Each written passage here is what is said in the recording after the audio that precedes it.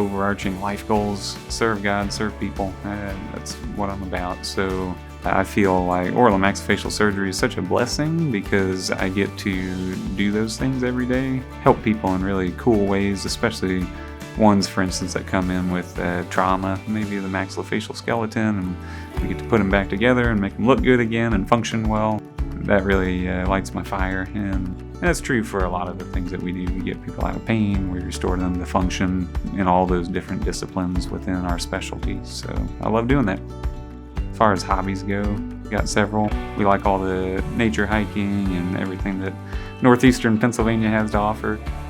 I love college football. I'm from the South, but live in Pennsylvania and Penn State country now, so my wife and I root for the Texas A&M Aggies as our first team, but Penn State Nittany Lions is our second team now.